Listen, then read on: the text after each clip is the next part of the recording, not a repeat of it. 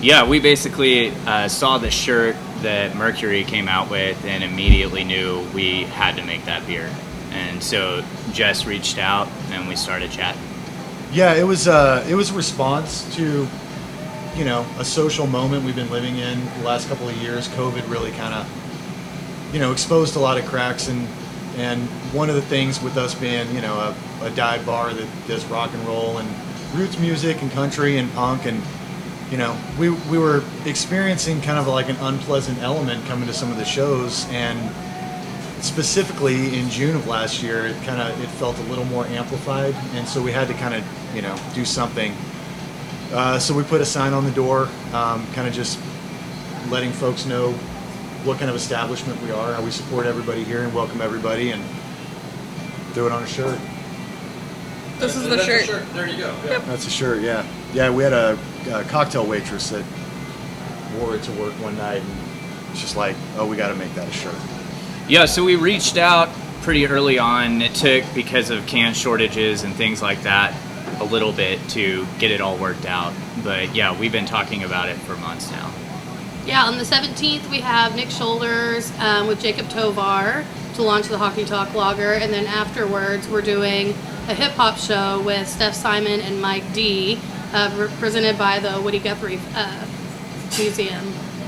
Well, I was going to say, what we're excited about with the event is Nick and Jacob, they're both folk singers, country singers, and then being able to flip into a hip-hop show pretty much captures exactly what we're trying to do.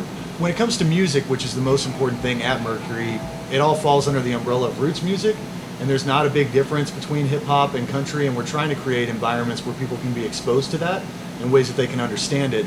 So having like the Woody Guthrie Center back, a hip-hop show that's opened by, a folk singer from Fayetteville and a honky-tonk artist from Tulsa, that is the Tulsa sound. So this is basically a beer I've been dreaming about for a long time that I've wanted to make, and when we started this conversation, it really became apparent that this was the medium to do it with. And so basically we made this macro base that's just like PBR, but then use some of my favorite hops to just amplify some floral notes in it and kind of capture what I imagine honky tonk to be in a beer.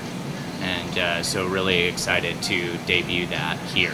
I think we'll probably sell through most of it here on that Friday, at least a decent number of it, and then the rest of the weekend at our place. And right now you can also pre-sale it, and or buy it through pre-sale, and it also comes with a t-shirt, and they'll be available for pickup at the bar. With this shirt, we've always donated a portion of the proceeds to different causes. We've donated to Tulsa Juneteenth and several organizations. For this, we're going to donate to World Culture Music Fest, which is a great festival. I think they're in their like their 4th or 5th year or something. I think you're going right. Several years now. Some of the artists that are performing at the event that night are also the organizers of World Culture Music Fest, and so it's something that's going to be really cool. It's music related. It's also helping kind of shed light on organizations working really hard and not getting a lot of attention for what they're doing outside of the community that they're in, and so we have the opportunity to kind of give them a little bit of light as well, so we want to do that. We do require proof of vaccination at entry. All of the staff has been trained to kind of, doesn't matter if you have Moderna or Pfizer, Johnson & Johnson, they know, how to read the card. If you have a picture of it on your phone, that suffices. We are still accepting proof of a negative test from within the last 72 hours as well. So if you don't have the vaccination, you can go get a rapid test and bring proof of that with you and still get in. And I think as of right now, we have a few rapid tests at the door available for people that have only received their first vaccine. Yeah. So give them a little leeway if you're in the shot. process.